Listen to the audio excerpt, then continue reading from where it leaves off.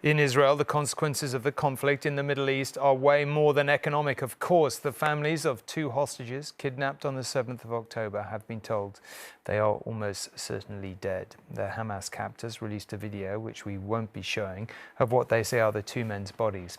Hamas claim they were killed by Israeli airstrikes. A female hostage held with them appears to be still alive. The sick Hamas propaganda video, which we have chosen not to air, speculated on the fate of 3 hostages, posing the question, were they all still alive, or just 1 or 2, or were they all dead? By including 26-year-old Noah Argamani, the terror group played a psychological warfare trump card, because her pleading to the camera as she was driven into Gaza on October the 7th has become one of the defining images of that day.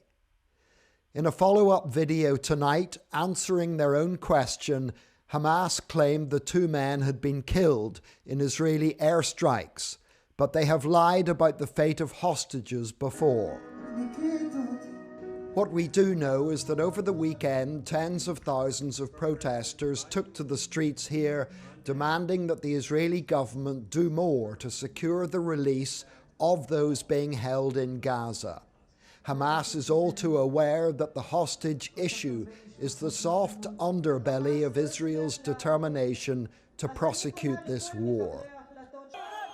They also know that Qatari and American mediators are working on a proposal that could see a repeat of the hostage releases that took place at the end of November.